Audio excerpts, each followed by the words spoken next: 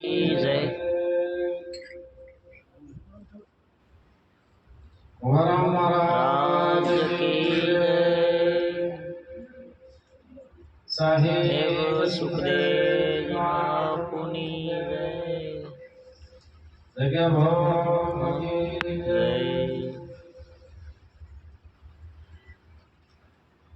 આજે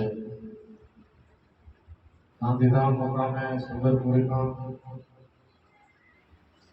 અનિલભાઈ ત્યાં ગજબ સત્સંગ અને વાયક એમાં બધા પધારેલા સંતો ભાઈ ભક્તો અને પ્રેમી હંસોને બધાને જય ગુરુ મહારાજ. જય ગુરુ મહારાજ. આ તો સંતોની સભા છે. આ માન સરોવરના કિનારાની અંદર આપ બધા હંસો મોતીડોનો ચારો ચડવા માટે આપ પધાર્યા. ધન્યવાદ. આવો મોટો મનુષ્ય દેહ આપણે મળ્યો હોય. મનુષ્ય દેહ મળવાનું કારણ કે 84 લાખ યોની ફરતા ફરતા આપણે ચાનસ રૂપે અને તરવા માટેનું આ માણવા માટેનો મોંઘો મનુષ્યનો અવતાર છે. આ અવતારની અંદર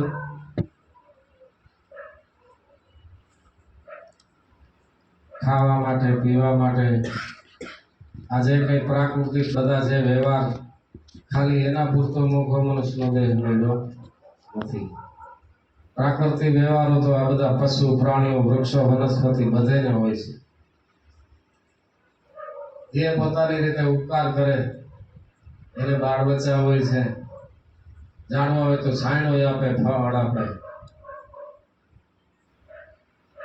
ઓક્સિજન આપે અને કાર્બન ડાયોક્સાઇડ પોતામાં સમાવી લે.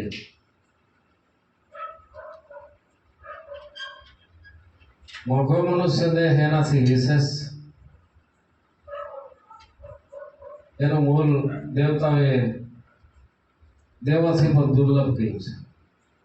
આ દેવોથી પણ દુર્લભ મોંઘો મનુષ્યનો દેહ મળ્યો હોય અને એમાં સાચા ગુરુનો સંગ મળ્યો હોય અને આપ બધા અંશો એ મોતીના ચરવાને માટે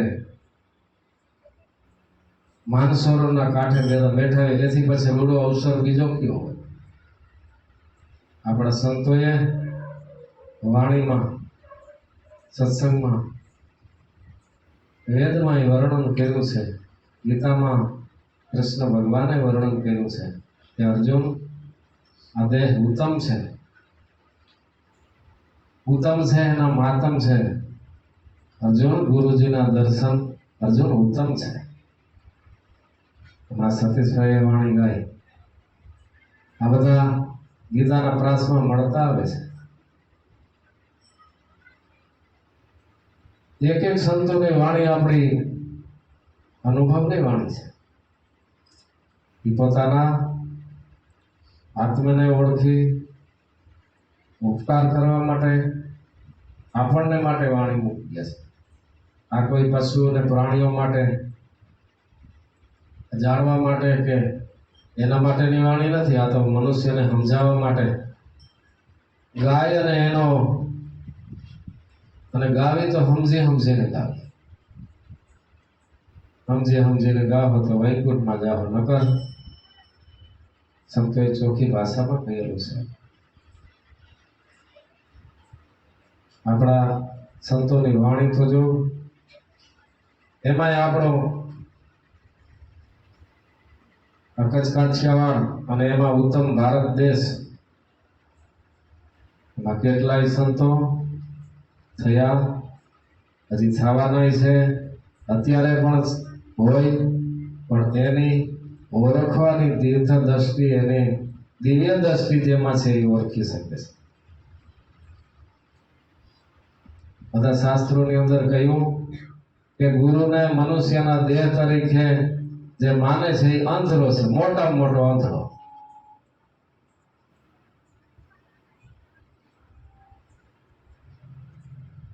એની ભૂલભર્યું જીવન છે. આપણા સંતોની વાણીમાં ભગવાન કૃષ્ણે ગીતામાં ખૂબ કહ્યું. કૃષ્ણને આપણે ખૂબ માનીએ, પણ કૃષ્ણ કહે એ કઈ શબ્દ આપણે માનતા નથી. એ એમ નથી કહેતા કે થોડી થોડીને અહીં આવો, ધજા ચડાવો, એવું કંઈ કહેતા નથી. એ આપણા નિવેદ નારિયેળ પ્રસાદીના ભૂખાય નથી. ખાઈએ તો બધા આપણે ખાઈ છે, એ કંઈ ખાતાય નથી. એ આપણે આવકાર દેતાય નથી. બેઠા છે ઊભા થઈને આપણે આવકારે નથી આપતા. સૂતા છે એ બેઠા નથી થતા. આ આપણે ખૂબ સમજાવ્યા છે માર્મિક ભાષામાં, પણ મનુષ્ય દેહે કરીને ખૂબ સમજાવતા પણ સમજતા નથી. એ એના મનનું કારણ છે. મન જ્યાં લગી એમાં અડચણ રૂપી બને છે ત્યાં લગી સાચા તત્વની ભાન ન થાય. એ મન વળી ગયા પછી એ મન એના જે તરંગો છે એ તરંગો શાંત થઈ જાય એટલે આત્મતત્વની ભાન થાય. એવા તમને બ્રહ્મનિષ્ઠ, ક્ષોત્રિય અને તત્વદર્શી ગુરુ મળી જાય તો તમારું કામ બની જાય એમ છે. આ અર્જુનને પણ કહેલ છે, હે અર્જુન, તો બ્રહ્મનિષ્ઠ, ક્ષોત્રિય અને તત્વદર્શી ગુરુને ધારણ કરી અને ગુરુને ભગવાન માની અને તું ભજન કર. એ ભજન કર્યાથી આત્માની ઓળખાણ તને થઈ જશે અને તું જુદ કરીને ગમે એટલાને મારી નાખીશ તો પણ તને પાપ નહીં લાગે. આપણે એવું નથી કરવાનું. આપણે જુદ કાંઈ નથી કરવું હવે આ યુગમાં. એ યુગ હશે યુદ્ધનો. આ યુદ્ધનો નહીં, આ તો માયલાથી યુદ્ધ કરવાનો યુગ છે. બોયલા ધ્રુવ ને પ્રહલાદ અજંપાના જાપ જપોને માયલાથી આ યુદ્ધ કરવાની વાત આવી છે. આમાં યુદ્ધ કરી લીધા પછી બારું ક્યાં યુદ્ધ કરવાનું રહેતું નથી. આમાં યુદ્ધ હાલે છે ત્યાં સુધી બારું પણ યુદ્ધ હાલશે. આમાં યુદ્ધ શાંત થઈ જાય એટલે બારનું શાંત થઈ જાય. આમાં જ્યાં સુધી ચાલુ છે ત્યાં સુધી બારનું શાંત નહીં થાય. એનું કારણ છે તમારું મન. કોબારામ બાપાએ કહ્યું કે મન તો દર્શન કર કીર્તાર દર્શન, ઘડી ઘડી એકતાર, સાધુ સંતોની સેવા કર લે, વેદ વાણી દિલમાં થાય. સાધુ અને સંતો કેવા કે ને ભેખધારીને કેવા, મોટી દાઢીઓ રખાવે એને કેવા, કેને કેવા? એ ઓળખાણ ક્યાંથી મળે? સાચા સદગુરુ મળે ત્યાંથી. કે સાચા સંતો અને સાધુ કોને કહેવાય? જાતિના સાધુ કે ભૂમિકાના સાધુ કે વેશથી સાધુ? કેવી રીતના સાધુ ગણવા? સાધુ ને સંતો ગણવા કોને? એ તમને કોઈ તત્વદર્શી ગુરુ મળી જાય ત્યારે તમને એની સમજૂતી મળી જાય. સાધુ સંતોની સેવા કર લે, વેદવાણી દિલમાં ધાર. વેદવાણી નો કર લે વિચાર. જે ચોખ્ખું બતાવી, વેદ અને વાણીનો બેનો વિચાર કરી લેવાનો છે. વેદવાણીનો કર લે વિચાર તો માટે મનનો વિકાર. આ મનનો જે વિકાર છે ને એ મટાડવાની વાત આવી. મનને મારવું આપણે જરાય નથી. મન ભલે રહ્યું, મન તમને મદદ કરશે, પણ કયું મન? તરંગો વાળું મન નહીં, શાંત મન, તરંગો રહિત મન. તરંગો રહિત મન થઈ જાય એટલે એમાંથી સુરતા બનીએ. એ સુરતાને જ આપણે હેલી કહી છે. એ હેલીની વાત.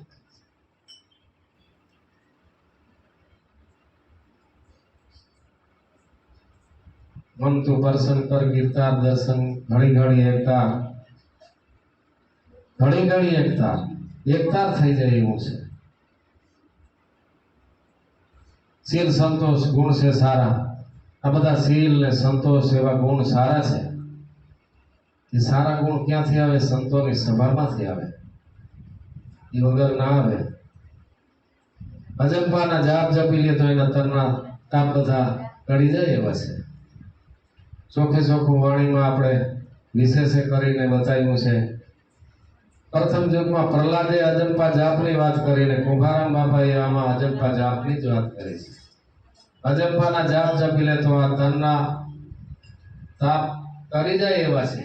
ત્રિતાપ, આધિ, વ્યાધિ, ઉપાધિ આ બધું ખૂબ છે. બાબા કુંભારામ બાપાએ વાણી 50-60 જેવી વાણી કરી હશે. આપણા બાપુની પણ વાણીમાં અજંપાના કોઈ જાપ જપે તો આ બ્રહ્મસાગરમાં ભરે, શ્વાસ ઉશ્વાસે કોઈ સ્મરણ કરે તો એ આ ભવસાગરને તરે. એવા પુરાવાઓ ઘણા આપ્યા છે. એ હદની વાણી સંતોએ ખૂબ ગાય છે. એ વાણી આપણે કાયમ ગાય જ છીએ. બધા આમાં એક એક ભાઈઓ વાણી ગાય છે. અને એ વાણી તમે ગાઓ છો એ જ આ સત્સંગ છે. એ જ આ સત્સંગ છે. બીજો કોઈ એમાં વાણીને થોડી વિશેષે કરી અને વાણીને ચોખવટ કરીને બતાવો તો એમાંથી સત્સંગ બની જાય. કહ્યું ને, સદગુરુની સેવા કરતા ધરતા હરિનું ધ્યાન. એક એક વાણી ત્યાં ની ત્યાં જ મૂકશે. ધ્યાનમાંથી જ્ઞાન જાય ત્યારે અંધારા અને અજ્ઞાન મટી જાય. ક્યાં સદગુરુની સેવાની વાત કરી. દેહધારી જે છે એની સેવા કરવાની તો આપણે કોઈ કુંભારામ બાપા એના શિષ્યોને કહ્યું નથી મારા શરીરની સેવા કરો. આપણે કોઈને નથી કહ્યું, અમે પણ નથી કહેતા. ક્યાં સદગુરુ? સદગુરુની સેવા કરતા ધરતા હરિનું ધ્યાન. તમારી અંદર હરિ બેઠા છે. આ હરિભાઈ જે રેકોર્ડિંગ કરે એ હરિભાઈ ને એનું નામે હરિ છે, પણ એની અંદર જે છે ને એ હરિ. દેહધારી હરિની અંદર જે અણઘણ છે, જે ઘડેલો નથી, જે અગાધ છે, એ હરિની વાત કરી. ધરતા હરિનું ધ્યાન. ધ્યાનમાંથી જ્ઞાન જાય ત્યારે અંધારામાં એટલા જ્ઞાન. શ્વાસે ઉશ્વાસે સંવરતા જપતા અજંપા જાપ.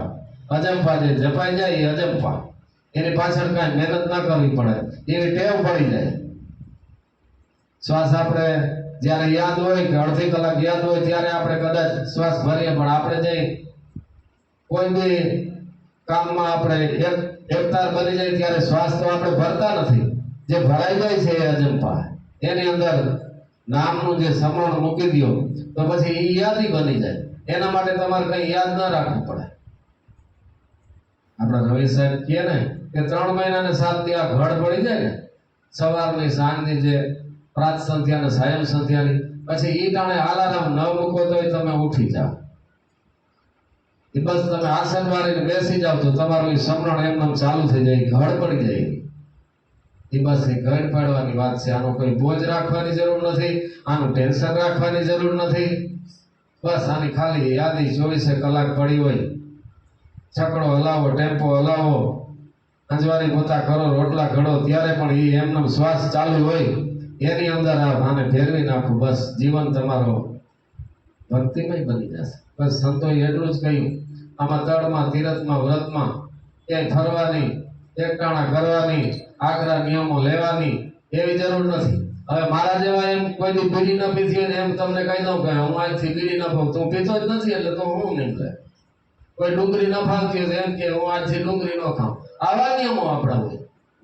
આ નિયમો કહેવાય. આજથી હું કોઈ ઉપર ક્રોધ ના કરું.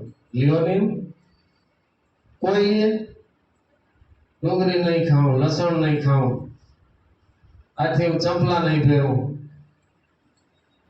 હવે એ તો ફેરતા ન હોય, મારા વારે એમ હોય બધું. એટલે એવા નિયમો એ તો દેવતાઓને ખબર પડે કે આવા નિયમો લઈને બેઠા છે. એવા નિયમ વ્રતો કઈ લેવાની જરૂર નથી. બસ તમારી એક નિયમ લઈ લો.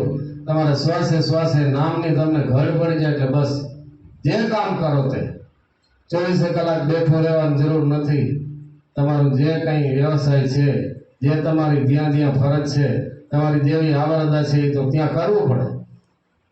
વ્યવહાર હલાવવો પડે, બાલ બચલા પહેરાવવો પડે, મોટા કરવા પડે, બધું કરવું પડે. નોકરી કરવી પડે, ઘરનું કામ, ખેતી કામ, ડ્રાઇવિંગ, બીજું ત્રીજું બધું હોય.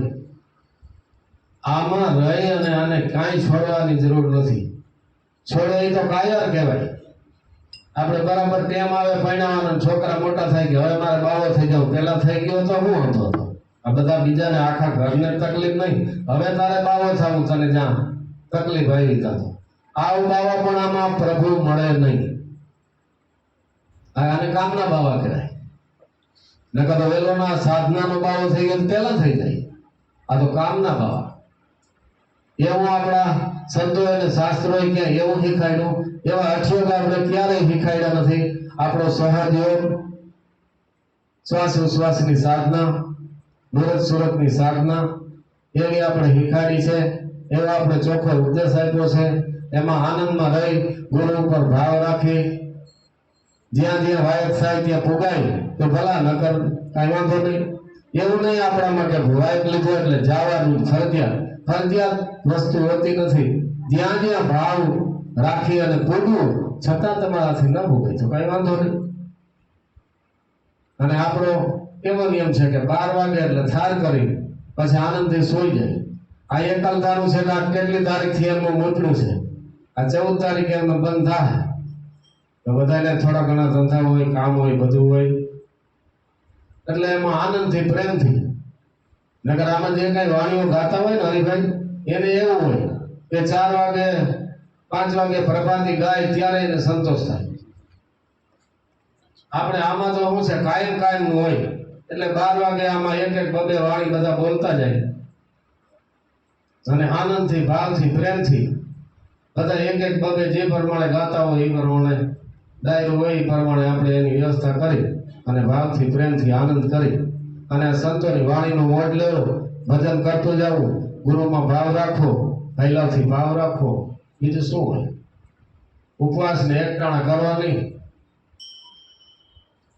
અને જેમ બને વ્યસન ઉપર ભાર મૂકવાનો થાય. જો નાનું એવું વ્યસન તમે ન મૂકી શકો ને તો આ આખું છે એનો વિકાર છે તમારા લાખો ને કરોડ જન્મથી ફેરો પીડ્યો આવે. આ પૂર્ણા હતા ત્યારે કાન હતા, કૂતરા હતા ત્યારે હતા, એની હટાણે છે એનો જે વિષય છે એ ફેરો પીડો આવે છે. આપણે કાગડા, કૂતરા, મીંડા, બિલાડા હતા ત્યારે બીડી પીતા નહીં. એ તો આમાંથી ઉપાડ્યું અને આમાં ન મૂકી શકે, બીજા એકેમાં મૂકી ના શકે. એટલે વ્યસન ઉપર વિશેષ ભાર. વ્યસન જો ન મુકાય તમારાથી તો બીજું બધું તો અઘરું છે, બીજું જબરજસ્ત છે. વ્યસન એક ન મુકાય તો સફળતા મૂળ છૂટે એવો નથી. કામ, ક્રોધ, લોભ, મોહ, મત્સર, અભિમાન, આ 6 શત્રુ તો મોટા છે.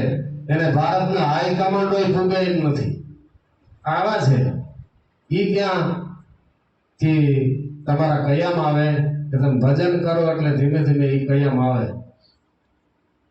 અને વ્યસન એવું નથી કે વ્યસની માણસ ભજન કરી શકે પણ ઈ આ ન છૂટે તો ઓલું છૂટે નહીં. આપણામાં એક ગાંજાની લપ કરી ગઈ કાઠિયાવાડમાં. ઈ કે આ સંતો ગાંજા પીતા, ઈ ગાંજો આ નહીં, જ્ઞાન ગાંજો જો જ્ઞાનનો ગાંજો એને પીધો. આવો ગાંજો ન હોય. ચરસ ને ભાંગ ને ધતુરા હાન તેલ એવો કઈ ઊંચો સંતો આરોગ્ય જ નહીં. અરે ઓની 3 ટાઈમ ખાધું નથી, આમ ભાંગ ધતુરા ક્યાં ચાલે?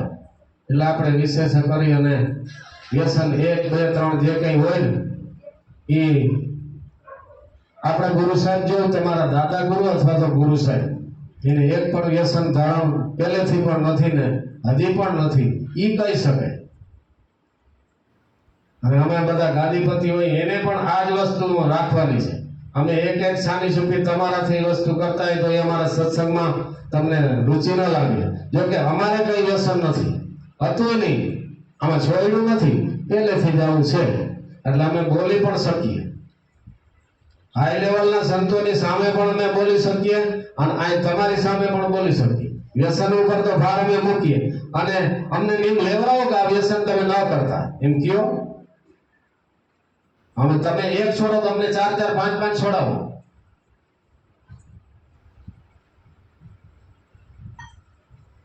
એટલે આ વિષયો બહુ જબરા છે. એટલે વ્યસન બેનોમાં આમ તો વ્યસન ઘણું બધું હોય છે અને હવે છૂટવા પણ ઘણું નહીં. આ તો બધા ભાવિક છો, આમાંથી કોઈ વ્યસન કરતાય નથી. બધા જગત જનરલની વાત આવે છે. જનરલ સદગુરુ મહારાજની જય